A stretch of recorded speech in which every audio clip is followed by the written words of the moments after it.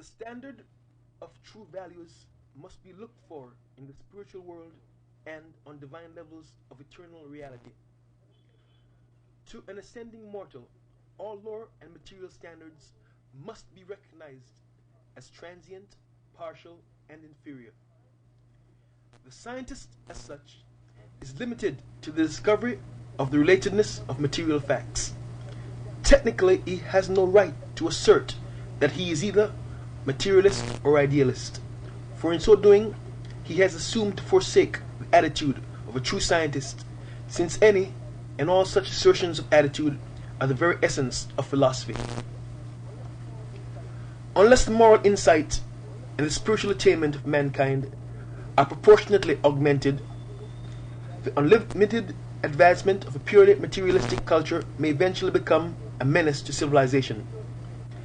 A purely materialistic science harbors within itself the potential seed of the destruction of all scientific striving, for this very attitude presages the ultimate collapse of a civilization which has abandoned its sense of moral values and has repudiated its spiritual goal of attainment. The materialistic scientist and the extreme idealist are destined always to be at loggerheads. This is not true of those scientists and idealists who are in possession of a common standard of high moral values and spiritual test levels. In every age, scientists and religionists must recognize that they are on trial before the bar of human need. They must eschew all warfare between themselves while they strive valiantly to justify their continued survival by enhanced devotion to the service of human progress.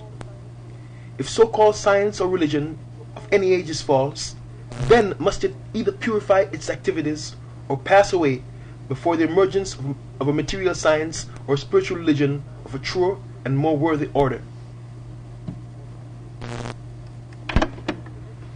Good and evil are merely words symbolizing relative levels of human comprehension of the observable universe. If you are ethically lazy and socially indifferent, you can take as your standard of good the current social usages. If you are spiritually indolent and morally unprogressive, you may take as your standards of good the religious practices and traditions of your contemporaries. But the soul that survives time and emerges into eternity must make a living and personal choice between good and evil, as they are determined by the true values of the spiritual standards established by the divine spirit which the Father in heaven has sent to dwell within the heart of man. This indwelling spirit is the standard of personality survival. Goodness, like truth, is always relative and unfailingly evil contrasted.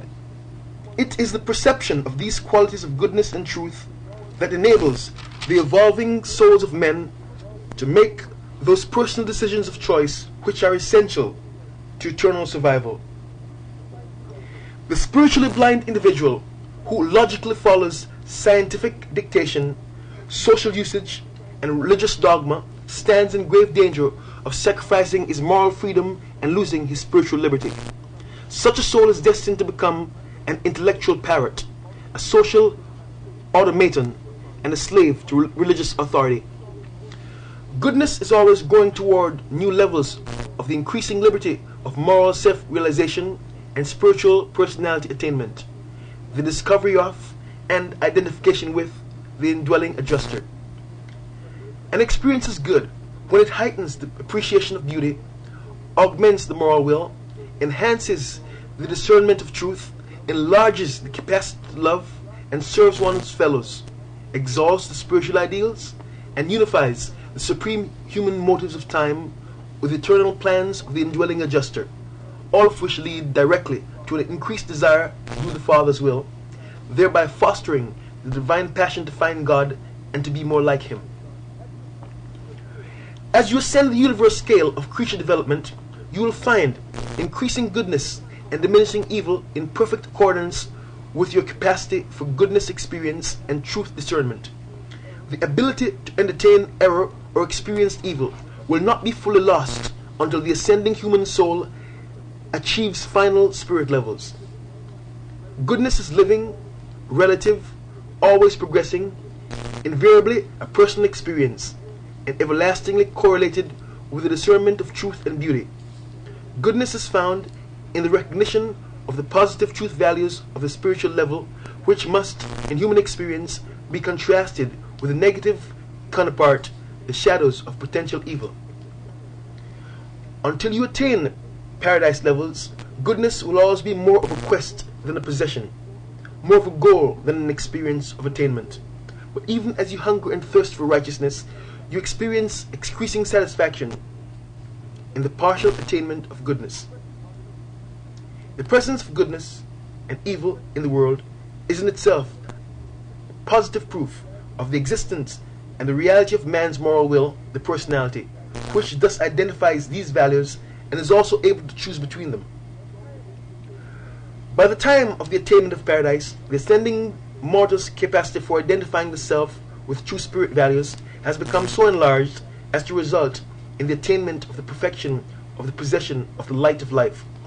Such a perfected spirit personality becomes so holy, divinely, and spiritually unified with the positive and supreme qualities of goodness, beauty, and truth, that there remains no possibility that such a righteous spirit would cast any negative shadow of potential evil when exposed to the searching luminosity of the divine light of the infinite rulers of paradise. In all such spirit personalities, goodness is no longer partial, contrastive, and comparative. It has become divinely complete and spiritually replete. It approaches the purity and perfection of the Supreme. The possibility of evil is necessary to moral choosing, but not the actuality thereof. A shadow is only relatively real. Actual evil is not necessary as a personal experience.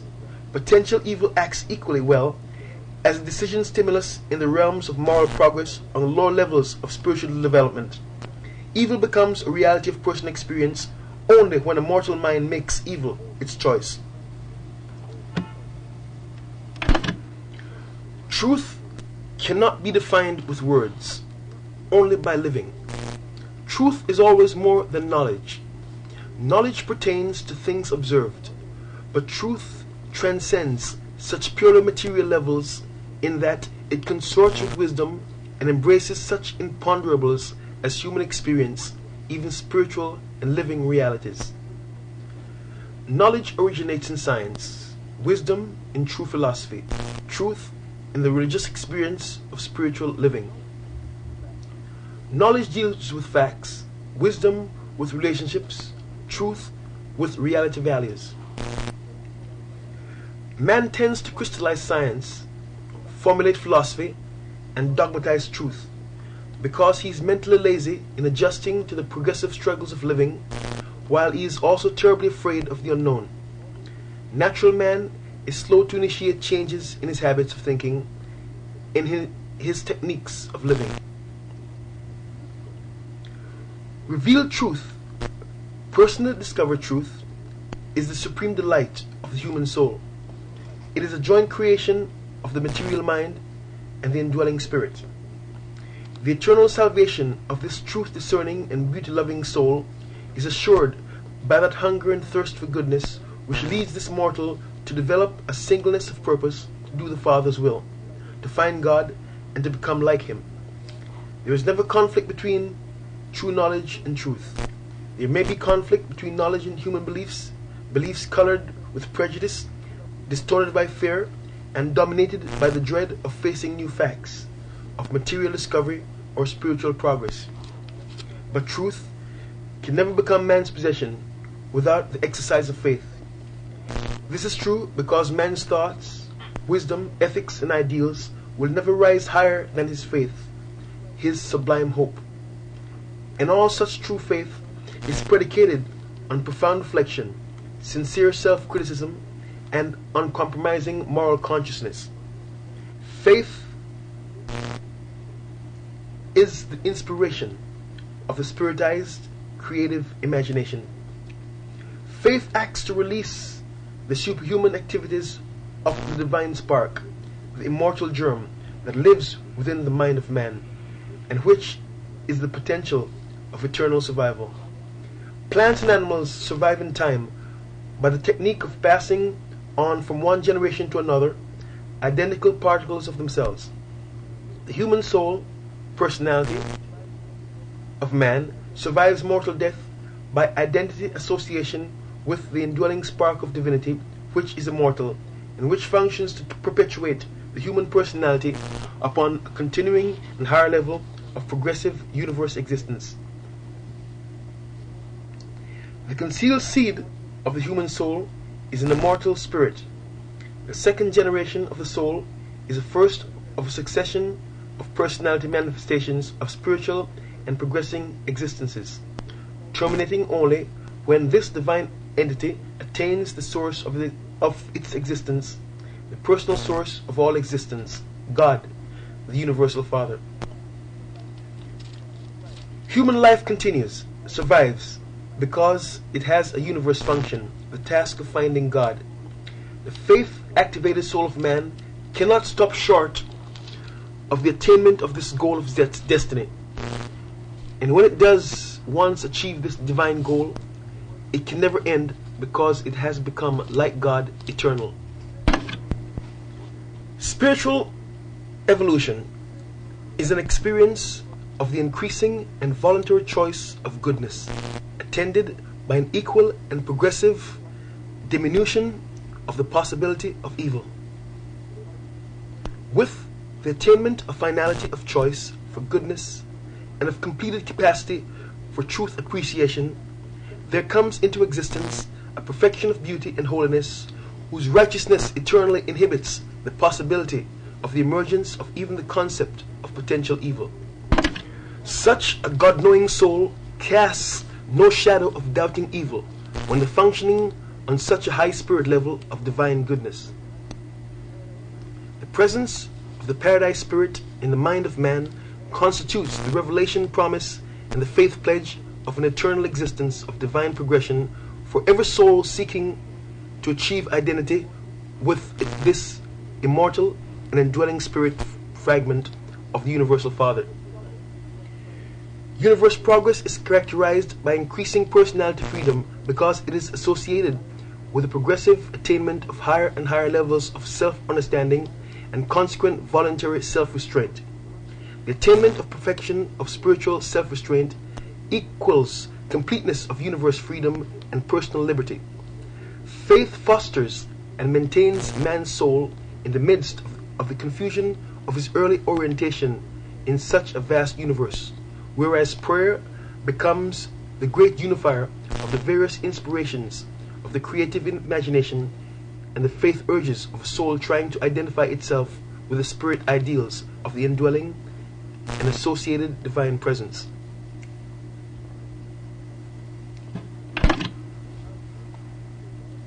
There are 10 categories of wealth. 1. Inherited wealth, riches derived from parents and other ancestors. 2. Discovered wealth, riches derived from the uncultivated resources of Mother Earth. 3. Trade wealth, riches obtained as a fair profit in the exchange and barter of material goods. 4.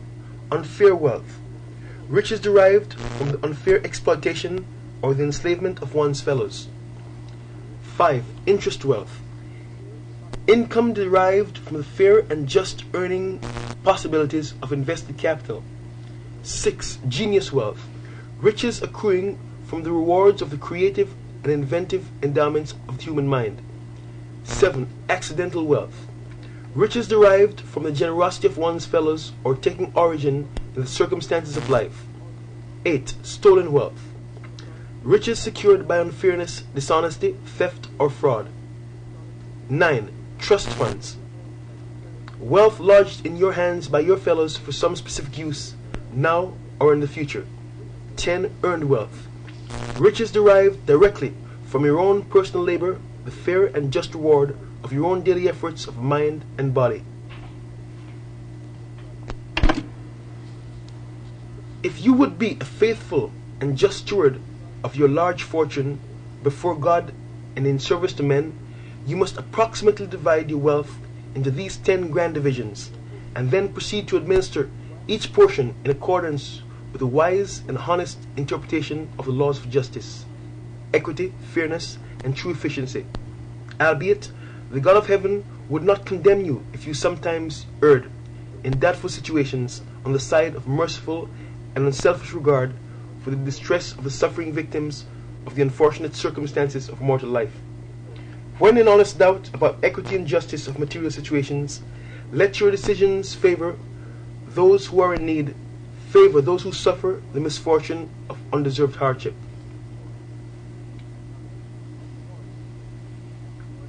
1. As steward of inherited wealth, you should consider its sources. You are under moral obligation to represent the past generation in the honest transmittal of legitimate wealth to succeeding generations after subtracting a fair toll for the benefit of the present generation. But you are not obligated to perpetuate any dishonesty or injustice involved in the unfair accumulation of wealth by your ancestors. Any portion of your inherited wealth which turns out to have been derived through fraud or unfairness, you may disburse in accordance with your convictions of justice, generosity, and restitution. The remainder of your legitimate inherited wealth you may use in equity and transmit in security as a trustee of one generation for another. Wise discrimination and sound judgment should dictate your decisions regarding the bequest of riches to your successors. 2. Everyone who enjoys wealth as a result of discovery should remember that one individual can live on earth but a short season, and should therefore make adequate provision for the sharing of these discoveries in helpful ways by the largest possible number of his fellow men. While the discoverer should not be denied all reward for efforts of discovery, neither should he selfishly presume to lay claim to all of the advantages and blessings to be derived from the uncovering of nature's hoarded resources. 3. As long as men choose to conduct the world's business by trade and barter, they are entitled to fair and legitimate profit. Every tradesman deserves wages for his services. The merchant is entitled to his hire. The fairness of trade and the honest treatment accorded one's fellows in the organized business of the world create many different sorts of profit wealth, and all these sources of wealth must be judged by the highest principle of justice, honesty, and fairness. The honest trader should not hesitate to take the same profit which he would gladly accord his fellow trader in a similar transaction. While this sort of wealth is not identical with individually earned income when business dealings are conducted on a large scale, at the same time, such honestly accumulated wealth endows its possessor with a considerable equity as regards a voice in its subsequent distribution. No mortal who knows God and seeks to do divine will can stoop to engage in the oppressions of wealth. No nobleman will strive to accumulate riches and amass wealth power by the enslavement or unfair exploitation of his brothers in the flesh. Riches are a moral curse and a spiritual stigma when they are derived from the sweat of oppressed mortal man. All such wealth should be restored to those who have thus been robbed, or to the children and the children's children. An enduring civilization cannot be built upon the practice of defrauding the laborer of his hire. Honest wealth is entitled to interest. As long as men borrow and lend, that which is fair interest may be collected, provided the capital lent was legitimate wealth. First cleanse your capital before you lay claim to the interest.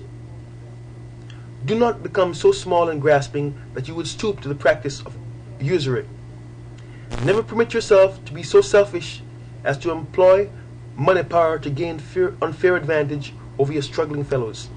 Yield not to the temptation to take usury from your brother in financial distress. 6. If you chance to secure wealth by flights of genius, if your riches are derived from the rewards of inventive endowment, do not lay claim to an unfair portion of such rewards. The genius owes something to both his ancestors and his progeny. Likewise is he under obligation to the race, nation, and circumstances of his inventive discoveries. He should also remember that it was as a man among men that he labored and wrought out his inventions.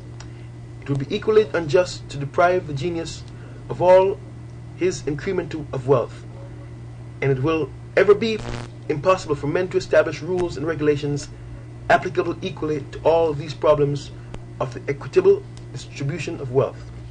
You must first recognize man as your brother, and if you honestly desire to do by him as you would have him do by you, the commonplace dictates of justice, honesty, and fairness will guide you in the just and impartial settlement of every recurring problem of economic rewards and social justice. 7. Except for the just and legitimate fees earned in administration, no man should lay claim to that wealth which time and chance may cause to fall into his hands. Accidental riches should be regarded somewhat in the light of a trust, to be expended for the benefit of one social or economic group. The possessors of such wealth should be accorded the major voice in the determination of the wise and effective distribution of such unearned resources. Civilized man will not always look upon all that he controls as his personal and private possession. 8. If any portion of your fortune has been knowingly derived from fraud, if aught of your wealth has been accumulated by dishonest practices or unfair methods, if your riches are the product of unjust dealings with your fellows, make haste to restore all these ill-gotten gains to the rightful owners. Make full amends, and thus clean your fortune of all dishonest riches. 9. The trusteeship of the wealth of one person for the benefit of others is a solemn and sacred responsibility. Do not hazard or jeopardize such a trust. Take for yourself of any trust only that which all honest men will allow. 10. That part of your fortune which represents the earnings of your own mental and physical efforts, if your work has been done in fairness and equity, is truly your own. No man can gainsay your right to hold and use such wealth as you may see fit, provided your exercise of this right does not work harm upon your fellows.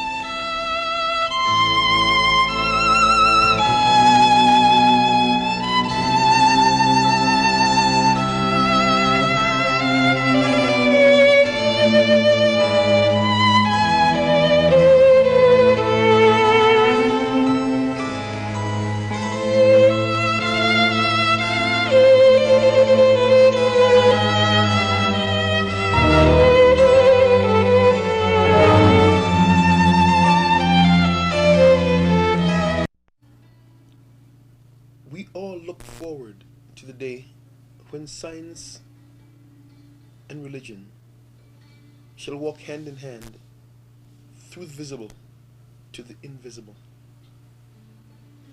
Science knows nothing of opinion, but recognizes a government of law whose principles are universal.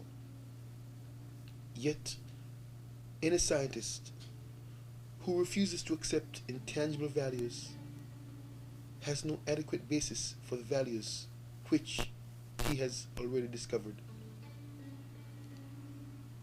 Revelation must keep faith with reason and religion with law, while intuition is ever spreading its wings for greater flights, and science must justify faith in the invisible. To suppose that the creative intelligence of the universe would create man in bondage and leave him bound would be to dishonor the creative power which we call God. To suppose that God could make man as an individual without leaving him to discover himself would be to suppose an impossibility. Individuality must be spontaneous. It can never be automatic. The seed of freedom must be planted in the innermost being of man, but, like the prodigal son, man must make the great discovery for himself. We see abundance in the universe, We cannot count the grains of sand on a single beach. The earth contains untold riches, and the very air is vibrant with power. Why then is man weak, poor, and afraid? The divine plan is one of freedom. Bondage is not God ordained. Freedom is the birthright of every living soul. All instinctively feel this. The truth points to freedom under law. Thus, the inherent nature of man is forever seeking to express itself in terms of freedom. We do well to listen to this inner voice, for it tells us of a life wonderful in its scope, of a love beyond our fondest dreams, of a freedom which the soul craves.